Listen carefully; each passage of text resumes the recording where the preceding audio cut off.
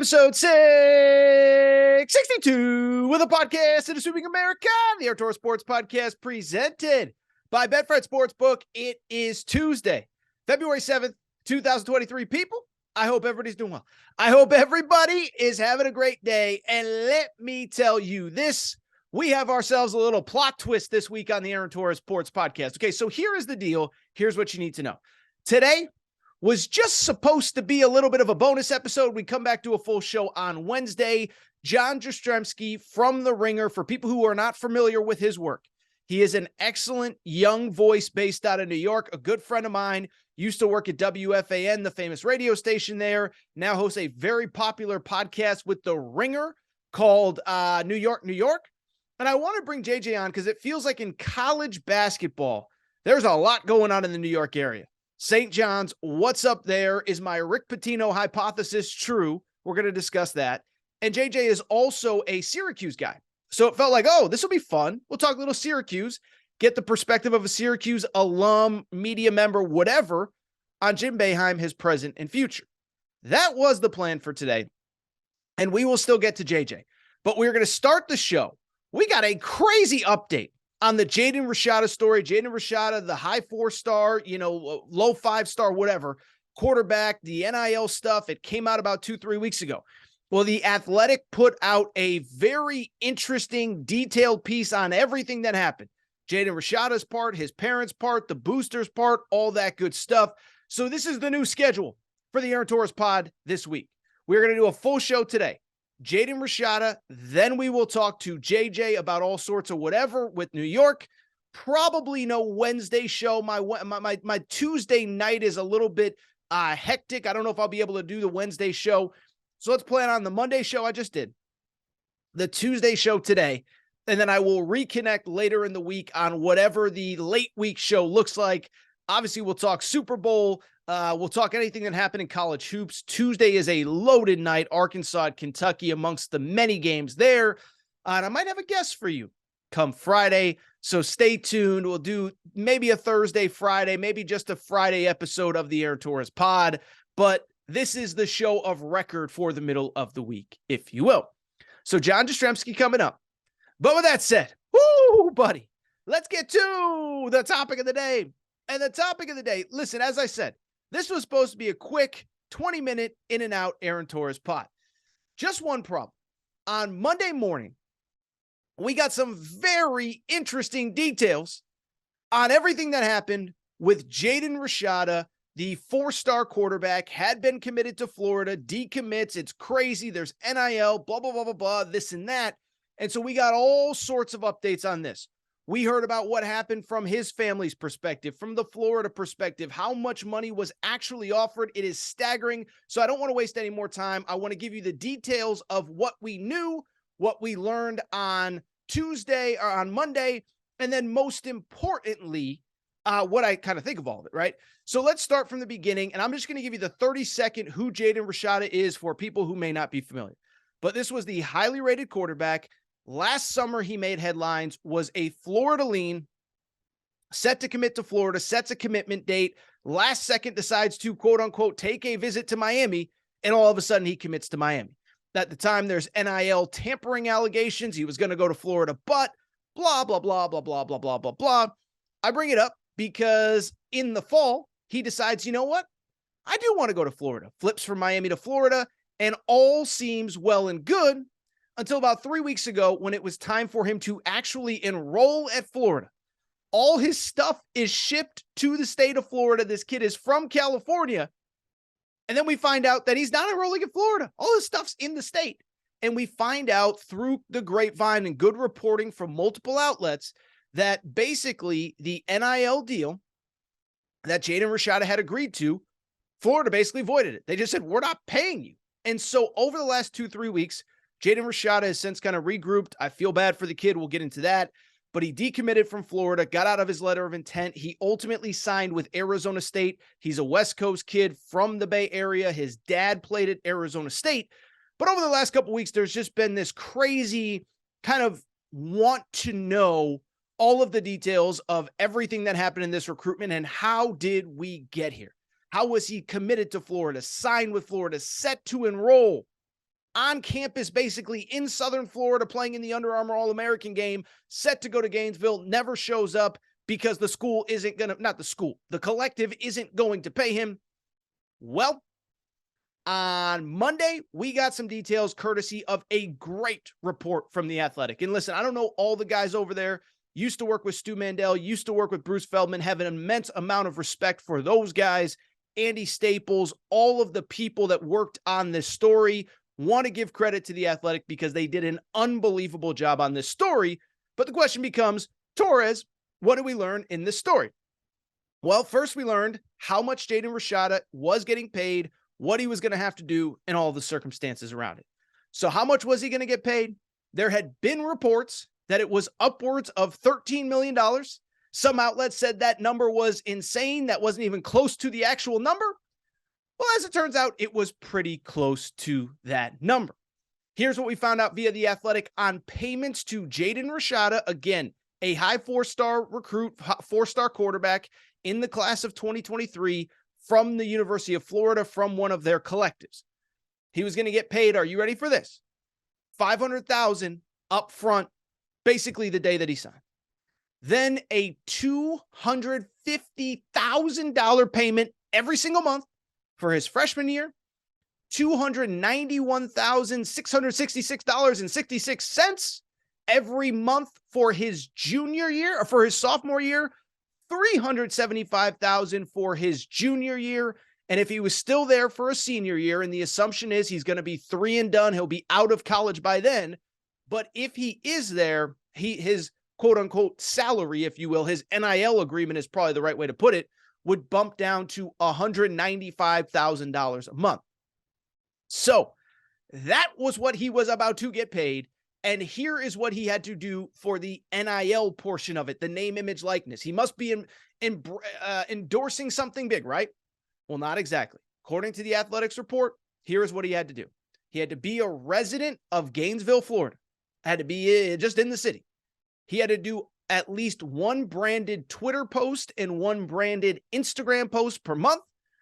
He had to do up to 8 fan engagements per year. So just basically show up, sign autographs, social media engagements, video, whatever that might be. None of them were obligated to be longer than 2 hours. And he must sign at least 15 pieces of merchandise per year. The one caveat, and we're going to find out a little bit about that in a minute, is that the contract also stipulated that the collective can, in its sole and absolute discretion, terminate the agreement without penalty or further obligation. And that is exactly what happened in late December, when the collective basically just said, you know what? We ain't going to pay this.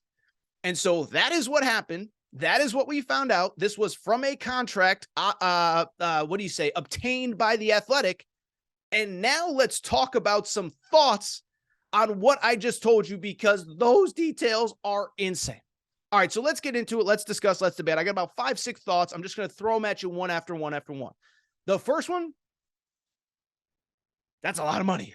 That is a lot of money. And so here's the thing. I'll be honest. Obviously, as all of this stuff was going on, I made calls to some people that I kind of are in the know, and how much do you know, and blah, blah, blah, blah, blah, and this and that. And what I was kind of told was that the reported $13 million number wasn't necessarily wrong, but that it wasn't like an NFL contract. Like what I was told was that it was very incentive based, right? It was if you're named a starter, you get this, there's a base level of money that he was going to make, but that if you get named starter, you get this much. If you win this many games, you get that much. If you win the SEC East, you get that much. If you win the SEC, you get that much. Almost like a coach's contract, where yes, a coach has a base salary, but if you win the SEC, if you go to the playoff, if you make the national championship, if you win the national championship, you get more. That was my understanding of what Jaden Rashada's contract was. I was completely wrong, because this is a flat out, basically a professional contract. Now, we'll get into the quote unquote NIL element of it in a minute, but I'm blown away. $250,000 a month for a kid that had never taken a snap in college is an insane amount of money. I'll give you an example. Brock Purdy, 7th round pick. He made as a base salary as a rookie this year, This was the guy that led San Francisco to the NFC Championship game, won 2 playoff games. Brock Purdy made $934,000. Jaden Rashada was set to make that in less than 4 months. If you take the $500,000 signing bonus with the $250,000 a month, in 2 months, he was going to make more than Brock Purdy made in his entire rookie year with San Francisco. So this is an insane amount of money. And it leads to kind of my second thought. My second thought is, one, don't blame the kid. Because really, don't blame the kid also plays into what kind of my third thought is, which is, I hate to say I told you so, but we all knew this is what NIL was going to become. And so a couple of things here.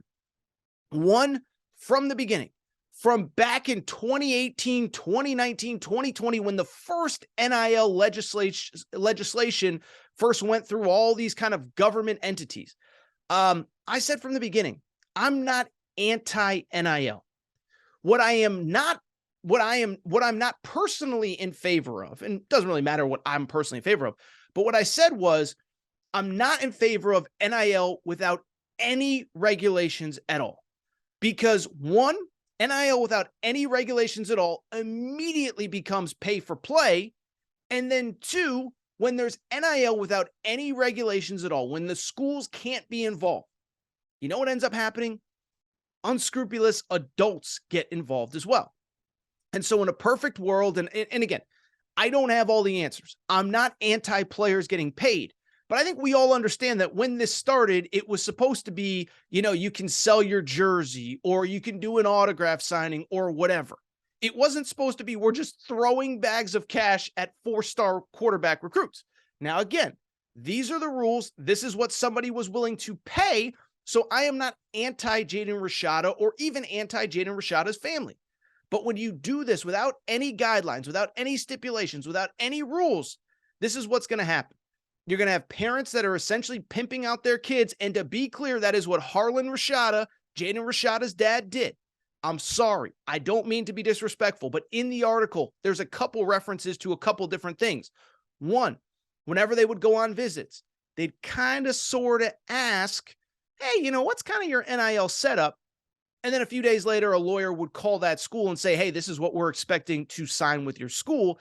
And what we actually found out was that several schools actually pulled scholarship offers from this kid because they saw right away that it was going to be a bidding war, and this is not what they wanted to get involved in. So one, when you have NIL without any regulations, the schools can't get involved. You have outside entities from the collectives. You have outside entities from whatever.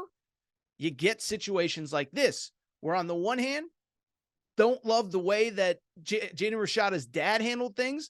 I should mention, by the way, even in the article, they said that Jaden Rashada wanted to commit to Florida from the beginning, committed to Miami because that was the best setup at that time. Decommits to Miami, commits to Florida because that's where he wants to go. But now this whole thing gets botched, and this kid isn't even going to the school that he wants. By the way, this is not all on the Rashada family or Rashada's, people either. A lot of this is on Florida and their collectives as well. Now, listen. They wrote the contract the way that they did for a very specific reason. If at any point they wanted to get out and he wasn't worth it, it sounds like this was actually a very one-sided contract. It sounds to me, and I could be wrong, I'm not a lawyer. If we have a lawyer listening, feel free to reach out to me. You can email me, Aaron Torres, podcastquestions@gmail.com. But the actual verbiage of the contract said that the collective can, in its sole and absolute discretion, terminate the agreement without penalty or further obligation. So if I'm reading that correct, it means that if the collective didn't terminate this thing before this kid ever enrolled, they could have decided after spring ball, oh, he's not the guy. Let's get out of this. They could have decided next year when he isn't named the starter, oh, he's not the guy. Let's get out of this. They could have whatever after a year, after 2 years, and this kid maybe wants to stay at Florida, and all of a sudden he's guaranteed this much money, and now it's all gone. So blame the adults in this situation. Don't blame the kid. I actually feel bad for the kid. We're going to get into some more details in a minute because there's just some really, really sad stuff here. Couple other thoughts. One, for many of you wondering, two quick things. One, this is how NIL now works because, again, we put it in without any guardrails. Now, I don't believe the NCAA is going to do anything even with this report out that this was essentially pay for play because, one, the NCAA doesn't want to get into litigation. Two, if they stop, if they stop this, it could be seen as impeding kind of a free market. By the way, this is why I wanted guardrails, but I knew the NCAA wasn't going to put one in, but weren't going to put any in, because if they do, then they're setting themselves up for litigation. So I don't believe the NCAA is going to get involved, even though this is obviously pay for play. But at the same time, I thought it was very interesting, some of the expectations, if you want to call them that, of Jaden Rashada when he got to campus. Sounds like a pretty loose NIL deal for me. Up to 8 fan engagements per year, 1 branded Twitter post per year, autograph 15 pieces of merchandise total, like 15 footballs total. That's the whole obligation. And so what that says to me is something that I started to hear about a year ago, as more and more of these collectives popped up and we knew they were going to have a role in recruiting. What I was basically told was, yeah, all these collectives, they're just flat giving kids money and they're calling it NIL. And they basically are saying like, okay, once you get to campus, we'll figure out a way for you to do something for us. But just sign on the dotted line. Just come be part of what we're doing. We'll figure out the NIL part later. So this is very much pay for play. No, I don't believe the NCAA is going to do anything. But as we start to wrap up, I will say one thing. I do think this is a little bit of an eye-opener for the public, but I also think it's an eye-opener to what I think the next wave of NIL looks like. And I've talked about this before, but listen, everybody looks bad in this situation. Whether we should be blaming Jaden Rashada or not, and we should not be blaming Jaden Rashada. His family, okay. Florida's boosters, okay. Florida, because we know they had to know something was going on, okay. But at the same time, what this says to me, I do think we are slowly going to inch towards a world where we kind of get out of this space, where we get out of bidding for high school recruits and more of the money is funneled to players actually on campus. This is something we've talked about a million times on this show. But first of all, there's always going to be a market for elite 5-star players, especially quarterbacks, especially edge rushers, all that stuff. But I do think we're eventually going to get to a world where these boosters are going to say, wait a second, I'm guaranteeing $250K a month to a 4-star quarterback? I don't even know if he's going to be any good. Let me pay that to the guys currently in the program. And I think that's where we're headed.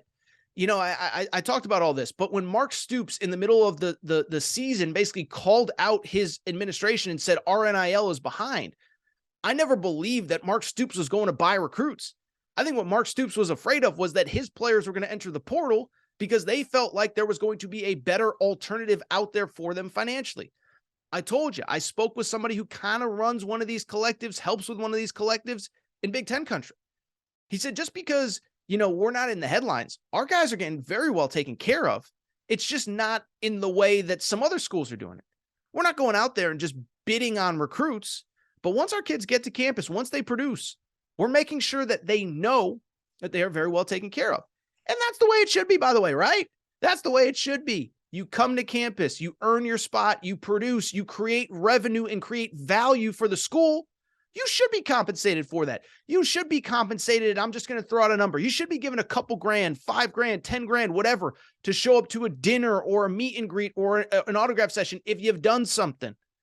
So I think that's where we're getting. I think that's where we are. But this still is a shocking article on just how this is really going on right now behind the scenes in college football. Now, as we wrap, a couple things. One, I've said it before and I'll say it again. Be very interested in what happens with Florida's 2024 recruiting class. Now, right now, it's not terrible. They actually have a 5-star quarterback committed, which is the ironic part, out of Florida, DJ Lagway. But I'll be very curious to see how they recruit in 2024.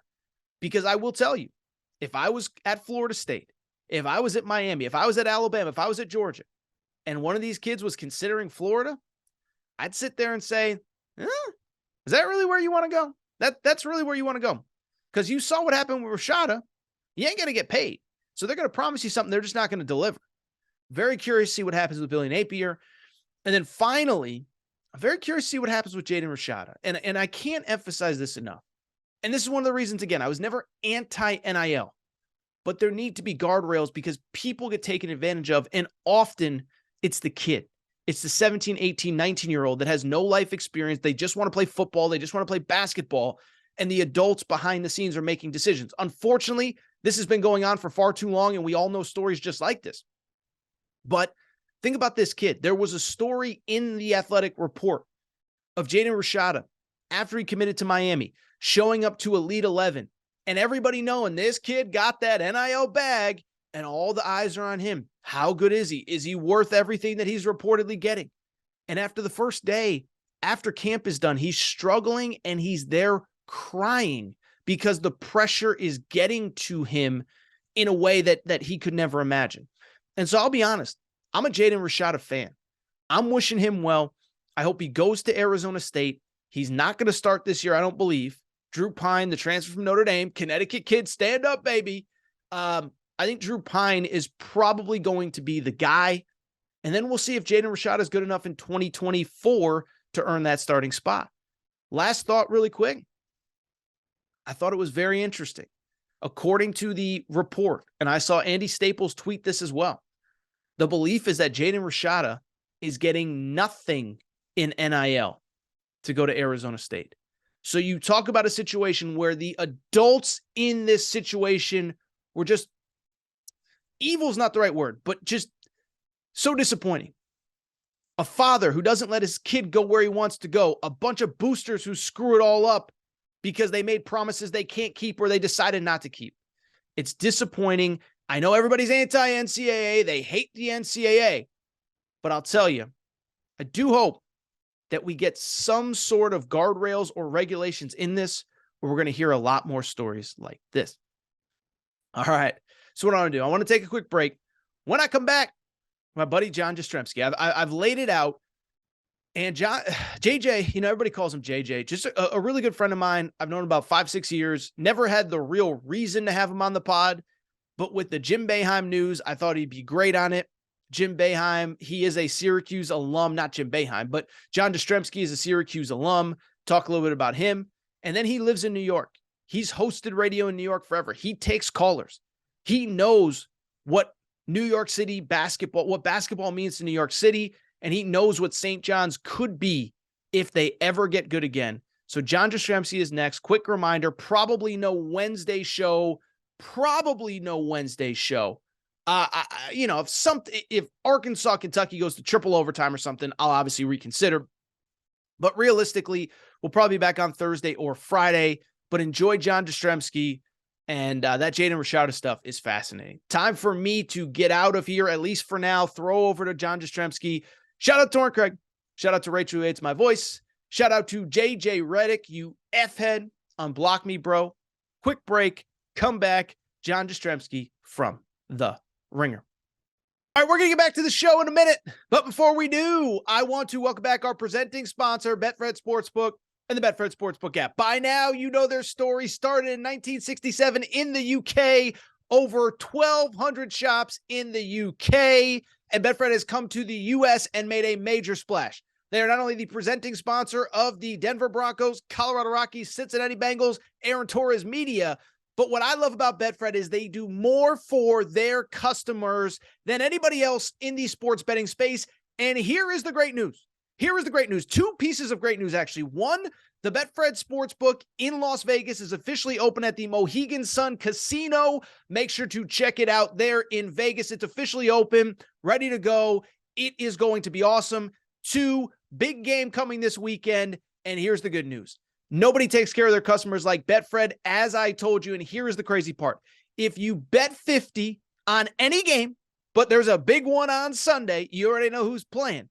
Betfred will give you up to $1,000, $1,111 in free bets. As a matter of fact, let me explain how it happens. Here's what you got to do. Go to the Betfred Sportsbook app, download the Betfred Sportsbook app, place any bet for at least $50. You automatically get $111 in free bets. But here's the best part. You then get up to $200 a week in insurance for the first 5 weeks that you are part of the Betfred Sportsbook and the Betfred Sportsbook app. So in other words, you bet, you lose up to $200. Betfred will refund you for up to 5 weeks. It doesn't get better than that. So thank you to Betfred Sportsbook. They are the presenting sponsor of Aaron Torres podcast, all things Aaron Torres Media. Bet 50 on any game, including the big one this weekend. Get up to 150 in, or excuse me, did I say 100? 1,111 in free bets. Thank you again to the Betfred Sportsbook. All right, joining me via Zoom, man, we go back a ways, longtime friend, host of the New York podcast on Ringer, formerly of WFAN, and it was funny. So John Jastremski is joining me. I was thinking about this, JJ. I'm going to throw a curveball at you. I saw you last year on Radio Row at the Super Bowl, and you were busy recording an emergency podcast reaction to James Harden getting traded from the Nets. And here we are a year and a day later, and Kyrie Irving is off on his way to Dallas. So the New York, the New York stuff never sleeps. We don't have to really talk Kyrie today, but I was just thinking about that today, man. Like, poor KD, a year ago and change, he had James Harden and Kyrie. Now he's got neither. What's going on? That was a long introduction. What's going on, man? I'm doing well, Aaron. Thanks for asking, number one. Number two, you're absolutely right. Last year at Radio Row, I had to ruin all my football spots because James Harden got traded for Ben Simmons. At least before I depart for Phoenix, yes, I get the net nonsense out of the way on Sunday with Kyrie Irving getting traded to Dallas. And good for Joe Tsai, basically saying, hey, Kyrie, you want the Lakers? Screw you. I'm not sending you to the Lakers. You could go to the Dallas Mavericks. KD, Aaron, listen, he's a brilliant basketball player. He's had a marvelous career. His decision to hitch his wagon to that lunatic is going to go down as one of the dumbest basketball decisions one could ever make. I mean, in all seriousness, how do you hitch your wagon to that guy? Well, and I'll say this really quick, and you're actually the perfect person to throw this theory by. I knew that relationship was doomed. I can tell you the exact moment in time. It was in the lead up to their signing. There was all, for a year, it was, they're going to go to the Knicks. They're going to save the franchise. They're going to reinvigorate the Garden. And then like 2 weeks before, Kyrie was like, yeah, I think we'll go to Brooklyn instead. And KD was like, okay, we'll go to Brooklyn. It's like, KD, you should never be like Kyrie should be, throwing rose petals at your feet to follow you wherever you're going. And you're following this dude to Brooklyn. And I'll tell you, I've thought about that many times. I was on air, the famous KD game where, his foot was on the line, whatever. Imagine, JJ, you're the New York guy. Like, imagine those two at MSG. And I hate to rehash for if a Knicks fan stumbles across this, but that was when I knew they were doomed. I was like, it makes sense to hit your wagon to Kyrie if you're going to New York or if you're going to the Knicks and you want to, save this. I don't know if save is the right word, but just if KD brings a championship to the Knicks, he is a historical icon. If he does it in Brooklyn, you could answer better than I could. But the point was, I knew they were doomed the second that in the, 11th hour, Kyrie was like, yeah, I think I'm more digging Brooklyn right now instead of the Knicks. So, yeah, there's something to that. There's clearly something to that. And yes, it would be a lot more significant. And it would mean a lot more if you're talking about these guys winning and winning big at the Garden compared to Brooklyn. But Aaron, could you imagine if we lived through what we have lived through? True. And Kevin Durant and Kyrie Irving were Knicks as opposed to them being Nets? Like, you think it's a big story now. You take that times 100 if they were in Knickerbocker uniforms. My goodness. That's a fair point. I think the stat was that KD, Kyrie, and James Harden ended up playing 12 games together. I can't even imagine what it would have been like if they had done that in a Knicks uniform. So, all right, man, let's talk a little college hoops because that's why you're on the air. So you host in New York, you cover New York sports. We're going to get to St. John's in a minute, but you're also a 'Cuse alum. And you and I have gone back and forth on this for years, and my Huskies right now are not playing great basketball themselves, so I can't really say much. But I kind of want to talk to you about St. John's anyway, but this Jim Boeheim thing happens, and I clearly have my thoughts on it. I've shared them. Everybody knows them. You're an alum. You're a 'Cuse guy. You went to school up there. You've been to the Carrier Dome a million times. Like, where are you at as a fan, as an alum, and speak on behalf as much as you can of the Syracuse fan base as to where they are with Jim Boeheim right now? Because I can only speak to as an outsider. I don't want to speak for how the fan base feels. I'm curious what your thoughts are as being an alum and all that. All right, so this is a very complicated question. Please, okay. And I'm going to tell you why. No, because there's a lot of moving parts and there's a lot of layers to this. I understand that Jim Boeheim is Syracuse basketball, right? Like, he built the program. He's been there for 40-something years. I do believe, despite the program's downturn, and there's no getting around that over the last 8 years, they're not the same program they once were. I lived through Derek Jeter at the end at shortstop. I lived through Jorge Posada behind the plate for the Yankees. So, like, I understand the narrative of, well, Jim gets to kind of call his shot on when he's going to retire. That's one argument. What he said on Saturday, though, set me off the wall. And it had nothing to do with his retirement comments. It had everything to do about the landscape in college basketball changing and his attitude towards that change in college basketball. You know, he's referencing Jay Wright and he's referencing Mike Krzyzewski saying, oh, it's horrible. That's why they got out. Well, hold on a second now, Jim. You're still coaching. These are the rules. You either have to deal with these rules or you could go join your pals and enjoy the golf course. That's what it boils down to, Aaron. That, to me, more anytime I hear the retirement timetable with Jim Boeheim, that's his call. That's the university's call. And I do believe, like, yeah, he's kind of earned the right at that school to kind of call his shot to when he's going to retire. Like, who am I or who is John Wildack or whoever to say, all right, Jim, you're out. But let's acknowledge facts. They're not the same program they were. They clearly don't have the same standard they once had. And when I hear comments about the NIL, hold on a second. They just got a top 100 recruit, local guy. The only reason I know this is because I like Adam Weitzman a lot. I love what he's doing for the program. Like, they need buzz there, and they haven't had a lot of buzz on the court outside of the Buddy Boeheim run and outside of some miracle tournament runs. So I like the idea that they're bringing stars to the Carrier Dome. Great, you're bringing Jalen Hurts. Great, you're bringing Jimmy Fallon and Tom Brady. He went out and got a recruit via the NIL. Big recruit, paid him. Okay, you're involved in that game now, Jim. So that's a long-winded answer. What's my bottom line with Syracuse? I'm not happy with the state of the program. I think most alum that you talk to are not happy with the state of the program. I respect Jim Boeheim's career. He's got a great tenure. Nobody's disputing that over the longevity. But if you don't see the program start to adapt to the 2023 era of college basketball, then it's time everybody's got to get in a room and say, what are we doing here? That's what it boils down to, because the standard for Syracuse basketball, even though they're in central New York, even though it's freezing cold, Well, only time I've seen snow this year, Aaron, it's still a basketball haven if you do it right. So a lot of thoughts on that. One, first of all, the thing that cracked me up about it, and, you know, I put out, you know, my thoughts, and I put out a video on YouTube, and everyone's like, well, what did he say that was wrong? Well, it's like, well, first of all, come on. Wake Forest best player is a 6-year senior who started his career at Cleveland State. JUCO guys. That's the thing. They're JUCO guys. The Pitt guys. Well, hold on a second. Outside of D.R. Johnson, who's Aaron? Not that I am a guy that's going to be able to recite every top 5 in college basketball. Nor do I pretend to. But Pittsburgh didn't exactly go and get, top 50 recruits that remade their team. Come on now. Their best player was on the back end of Chris Beard's bench at Texas Tech, transferred to Pitt. He's now in his, I think, 2nd or 3rd year there and has developed nicely. But here's the crazy part. The funny part about that quote, and I think it got a little bit lost in the shuffle, was 2 parts to it. Was one, he wasn't really complaining about the state of NIL. He was complaining that his boosters are not doing what they need to do. If you read the quote carefully, he says, but what about my guys? My guys aren't even getting 20K, blah, blah, blah, this and that.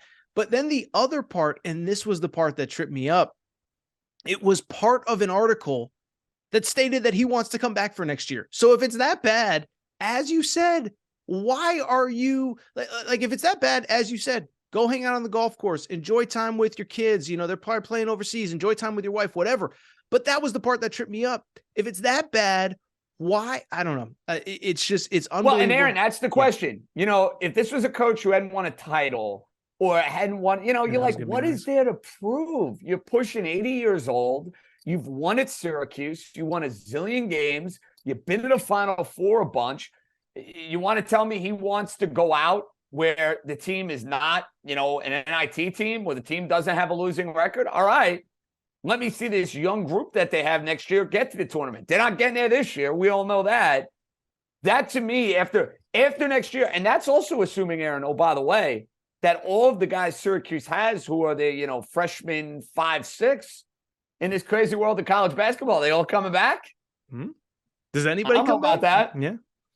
No, and so let me ask you 2 questions. So the first one is this, and I want you to explain, because I've been to games at the Dome, and I've said this on this show many times. is what you said is like, it is still a basketball haven, a mecca or whatever. And this is what I keep coming back to is I've heard other people say over the last 2, 3, 4 years, as we know, it's sort of coming to an end. Like, well, you know, I mean, Boeheim kind of built the program. How good will it be post Boeheim? I'm like, dude, look at the win-loss record. I think this it's guy. It's not good right now. You're not wrong there. It's not good. Well, people are saying, what's it going to be like when he leaves? They haven't finished in the top 5 in their conference since 2014. How much worse can it get? And by the way, the ACC is terrible over the last 3, 4 years. So what I want you to do, you lived it, you were around the program, you went to school there. And I know you're about my age. They were probably pretty good when you were there, reasonably good, top 20, whatever. I don't know, My junior and senior year perspective. First 2 years, they missed the tournament. First year, they should have never missed the tournament. They got totally screwed by the committee. I think they were like 11-6 in the Big East. Weird year. Second year was Johnny Flynn, Dante Green. They did deserve to miss the tournament that year. My junior year, 6 overtime game. I was there. And in my senior year, they were the best team in the country my senior year. That was the Onawaku blowing his knee out at the Garden. They lose to that Butler team in the Sweet 16. That team, I do believe, Aaron, if Onawaku does not get hurt, they win the national championship in 2010. But that was I had a good run at Syracuse. When I was there, they were pretty good. My junior and senior year, outstanding. And that perfectly plays into, by the way, I was at the 6 overtime game. I'll tell you that story another time. Me too. Oh, were you? Yeah. Oh, my goodness. Yeah, all right. I was doing our radio show right after the game. They were like booting me from Madison Square Garden. They're like, kid, get out of here. It's 3 a.m. What the hell are you still doing here? Well, that was, I caught the last train back to Connecticut that day. But but this is my question. I think for people that are, if you're under 25, like you only know Syracuse is this perpetual, like fringe bubble NCAA tournament bubble team. Yeah. Yeah. Tell people, like, what can Syracuse be? What was it like being in the Dome that year when you were a top 5 team in the country? Because I was there for a couple games when I was at UConn, and there is no home court in America like that. I can definitively say I've been to Rupp Arena, I've been to Pauley Pavilion, I've been to Assembly Hall. There is nothing like that. And I don't think people realize how good Syracuse can be. And I understand it's a changing landscape with transfers and NIL and this and that. But I don't think people realize how great this place can be because it's been a while since they've been at the top of the sport. It's rocking. You nailed it. Like, I've been at the Dome when they have 35,000 in there. I went to the Virginia game, Aaron. Now it's a Monday night and the team is not as good. You're not getting 30,000 on a Monday night, but to have significant sections of the upper deck empty for Syracuse at home in conference playing a top 10 team, that kind of speaks to, all right, the economy, number one, that we'll live in, but it also speaks to the apathy that there is towards the program right now, where it's like, listen, you guys got to earn it. It's not there. You're coming off a losing year. And let's be real about this, Aaron. The Boeheim Buddy run, which was a ton of fun. It came out of nowhere. They got to the Sweet 16. Outside of that, dude, 3 of the last 4 years, if you're counting that 2020 COVID year, Syracuse wasn't going to be a tournament team. It really is going to be 3 out of 4 years where they're on the outside looking in. Let me ask you, I do feel like the wind, the tides are starting to turn against Boeheim. And tell me if you agree or disagree. I feel like, one, he's weird with reporters and he's going after students and he's got all that part. Then there's this NIL stuff where it feels like there's people chomping in the bit ready to come after him. We saw Pitt assistants coming after him, whatever. I do feel like, though, the fan base, what you said, that you believe that he deserves to kind of call his own retirement. What percentage of the fan base would you say agrees with you? Because I look at it as the way that I perceive it from the outside, it feels like most people up until this year, they were like, okay, he was here, they're good. Now they're not so good, but his kids are coming. Well, let's see what happens when his kids leave. Well, now his kids leave and they're still not good. And so I guess my question is, like, what percentage or how much of the fan base is in your camp of he's a legend, he gets to dictate when he leaves, and how many are just like, dude, we've survived a few bad years, then we waited for his kids to leave, now his kids are gone and he's still here. Like, what percentage would you say is in your camp? What percentage do you say, I want him out? What percentage do you say can stay as long as he wants? Man, that's an interesting question. I would have said 2 years ago, when they went to the Sweet 16, 95%. Sure. Maybe even close to 100%. This guy, he leaves when he wants to leave. That was 2 years ago. Now, I'd probably say it's like 60-40, 65-35. I think most of the Syracuse fans are going to be like, look, we're not happy with the state of the program.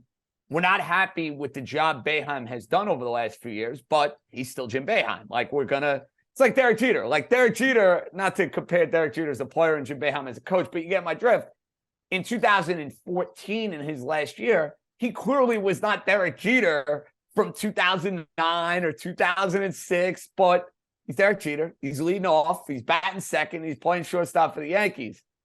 That's how, like, I kind of look at it with Boeheim. I don't want him coaching till he's 90, Aaron. You know, like, I'm not necessarily suggesting that, but I'm not going to be the guy to be like, Jim, you got to get the hell out of here. So I think what will end up happening is they're going to have a very tough conversation. I think you're going to have a lot of boosters. I think you're going to have a lot of angry people at the end of this year saying, Jim, what's the plan?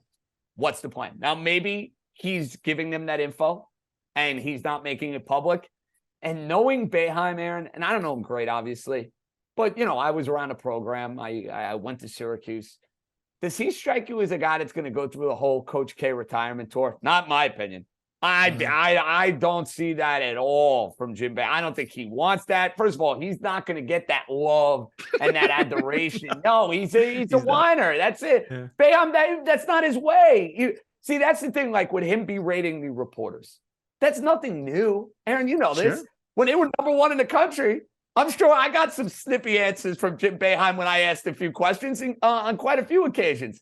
Nobody cares when you're winning. You're right. When you're losing, when you're in the middle of the pack of the ACC and you're not going to sniff the NCAA tournament, that's when that stuff gets highlighted, it gets magnified, and it makes you look worse. Bottom line, you're winning, nobody cares. All right, very good. Let's switch gears real quick because you got some other stuff to take care of before you head out to Arizona for the Super Bowl. So we talked about how great Syracuse can be, like when it's Syracuse, when it's at the best. St. John's, man. Like, so I've been on this thing, and we could talk about the Pitino element of it for a while or in a minute, but like I bring it up because Pitino's in the city, and I'm just like, dude, I am old enough to remember not even like the great years. Like you and I are the same age. Like we don't remember Chris Mullen. Like we don't remember that. But even like when it was Ron Artest, even when it was Eric Barkley, a name that some may remember, many probably don't. Like Bootsy Thornton. I was waiting for that one. Man. Like, come on, man. And you know, and I think you're the perfect person to ask this because you hosted radio, you take calls, and New York is such a passionate city about everything. I remember texting you one time during a Rangers playoff run. You're like, oh yeah, our phones are lit up at 2 a.m. to talk Rangers. What would New York City be like if St. John's was ever actually legitimately good again? Maybe not like number one in the country, but like legitimate, real good, top 10, fun to watch. Like, what would that be like for the city of New York if St. John's could ever get back there? It's a great question. And I don't have much to reference it on, Aaron, because they've been irrelevant for the better part of 15 to 20 years. Let's be honest. Since Mike Jarvis left, since a lot of those names we just mentioned left, it's always going to be a pro sports town, right? Like, that's New York City. The Knicks are going to drive. The Jets and the Giants are going to drive. The Yankees and the Mets are going to drive. Like, they are the engines of New York City. But I am curious to see what St. John's would be like if they were legitimately top 25 good. I know this, come January and February, people be watching their games. People be talking about their games. They wouldn't be playing St. John's and Seton Hall at Carnesecca like they were last week. Think about that for a minute. That is St. John's and Seton Hall. And they're not playing that game at Madison Square Garden. Why? Aaron, it's all about economics. They didn't think they were going to sell out Madison Square Garden. That's why Seton Hall and St. John's were playing at Carnesecca. So I would love to see it. It's one of those like improbable fantasies though, because dude, let's be real about St. John's. They've made the tournament, like 2 or 3 times in the last 20 years. Yeah. They've not won a tournament game in over 20 years, dude. 20 years in this world of parity in college basketball where if you get in, anything can happen. You win a game or two. They haven't won a tournament game in 20 plus years. That's how you gain a whole lot of apathy, my man. I'm looking right now. Yeah, last tournament appearance overall, Is this right? 2019? I don't remember. Well, they're in that first four. I think they got smoked. With Chris Mullen. Yeah, that's right. My guy, Chris Mullen. And then Lavin got them there once, and they got smoked. I want to say by it was Gonzaga. I think they played Gonzaga out on the West Coast, and they got absolutely smoked. But they've not been a team that's consistently made the dance. No one close to that. I think the city would rock because I say this all the time about the SEC.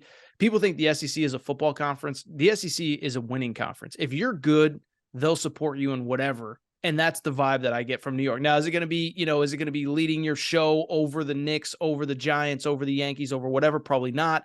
I think people would wrap their arms around it. Okay, I got to ask, you talk to people in the media. By the way, you talk about how uninteresting they are. I saw a clip of Mike Anderson, who's the current head coach, his media, his press availability.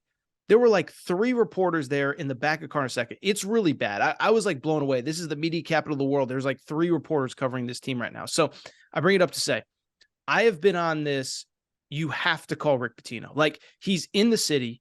I have been told by multiple people who know him, he really only wants to live in New York or South Florida. Miami, Miami job is not opening. Miami, as we're recording, was beating the brakes off of Duke. I don't have a score right now. They might be losing for all I know. I hope so, because I bet Miami -3.5, and I actually just stepped away. So I hope no shenanigans have happened. It was they're up by 22 points. It was a great bet. Safe. Yeah. Well, Jim Larinaga ain't going anywhere. So here's the thing. So okay. So let me just set the stage. We all know Rick Pitino's past. He's had this. He's had that. One, as you said, it's an NIL transfer portal world. 2, he's in New York. He's been cleared of everything. He's been cleared of wrongdoing. He's still winning at 71 years old. Just from the people you talk to, and I know you talk to people all over the city, you think there's any chance at all this could happen? Because that is the one guy. I don't know. Maybe they will because it's St. John's. Just don't go half-assed. Just don't get the guy on the cheap. Don't get the guy on the rebound. He wants to be in New York. He wants to be at the power conference level. Make it happen. JJ, do you think there's any chance that it'll actually happen? I'd be surprised. Now, my counter to that, Aaron, is if I ran St. John's, yes, I would hire Rick Pitino in 5 minutes.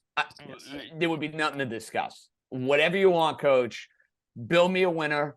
Transform my program. Do what you need to do. That would be my advice from what I've heard. And again, this is just stuff that I've heard from people who cover the team, getting some of those back channels around the city. Seems like their administration is not on board with bringing in Rick Pitino. Does something change between now and the hiring cycle? Sure. Could boosters get involved? Could you hear some voices? Could media momentum generate maybe a change of heart? Yeah, I wouldn't necessarily rule it out, but I talked to Zach Brazil, who covers St. John's and the Knicks. He's around the team. He's pretty tied into what's going on there. I asked him, I said, what's the deal? Can they get Pitino? He goes, I doubt it. I go, why? He goes, it's not Pitino. It's on their end. Yeah. So listen, that should be, I'm right there with you. You've been so bad for so long. This is a winning coach. I understand he does not have the best. Listen, I understand his resume. He's not a choir boy, right? We all know that. Rick Pitino is not a choir boy. Whoop-de-doo. Who cares? At this point, you want to win. You're St. John's, you've stunk for 20 years. The guy is coaching in college basketball. He's working at a Jesuit university, Iona, isn't he? So, enough. I'll hire him, please. If I ran a team, I wouldn't think twice, Aaron. No, I feel much the same way. And kind of what I've been told is, I think the school, as weird as it sounds, usually it's the AD that can't get the sign off from the school president. I don't think the AD wants to do it because I think the AD thinks if it goes bad, Pitino will get me fired. And it's yeah, but if you hire the wrong guy, you're going to get fired either way. That's going to get you fired anyway. Yeah, it's nonsense. Total nonsense. Total nonsense. All right. JJ, John Jastremski. All right, so you're headed to Arizona for the Super Bowl. I will not be there this year, but what do you guys got on tap? You're with the Ringer. New York is the podcast. What do you got going on over the next couple of days? Yeah, we got a ton of stuff going on. I mean, we'll be there tomorrow. Tomorrow's a light day. Wednesday picks up a little bit. Thursday and Friday are going to be very, very busy. So we'll have a bunch of guys, a laundry list of NFL players. I'm not going to bore you with the names. A ton of guys, current players, former players, a couple broadcasters. So we got you covered there. We'll have a live show Sunday right after the game, which I'm fired up to do. We'll do that on Spotify Live and post it as a podcast. And, Yeah, man. And then it's the countdown to March Madness, opening day, and all the other good stuff that's coming our way. St. John's will not be part of March Madness opening day. Syracuse yeah, I think that's either. a fair bet. Neither will Syracuse. And UConn better be careful. They're going to be out the first day like they were last year. I'll tell you, we can save that for another podcast. UConn last week survived DePaul and Georgetown. I respect the hell out of Dan Hurley. I love him. Me too. I'm a huge fan. I'm a huge fan. I don't know why he's not had tournament success, though. Last year, it's because you guys had no shooting. You had no offense whatsoever. This year, it seems like, all right, you've added some shooting, but your defense is taking a step back. I will just say, I've said this on this podcast many times. I think he's too loyal. He's playing a 10-man rotation in February. Nobody does that. You look at any successful coach. You mentioned Jay Wright, Rick Pitino, John Calipari, Eric Musselman. They're playing Mark Few, Tommy Lloyd. They're playing 6-7 guys. And in the college basketball, listen, I respect Hurley. He's loyal to his guys. I think he probably envisioned certain roles for certain guys and they haven't delivered. And he's still playing them. And I guess that's like in some ways very admirable. But to me, it's just, as a fan, it's just like there's like a group of 7 guys that if you just play these guys, you'll probably win pretty convincingly, but you're playing 10 or 11 guys in any night. So anyway, you got stuff to do, JJ, man. It's been far too long. I mean, I haven't seen you in a year. But safe travels, man. And, we'll catch up at some point in the future. When Pitino gets to St. John's, we'll have you back and we'll talk a little bit about that. I know. I like the sound of that. Listen, thanks for having me. I'm glad I got to talk some Syracuse. This was therapeutic. I had to do nothing but Kyrie Irving on Sunday. So this was exactly what I needed, my man. Thank you, bro. Some call Jim Boeheim the Kyrie Irving of college basketball, but that's neither here nor there. All right, John Jastremski, The Ringer. Thank you.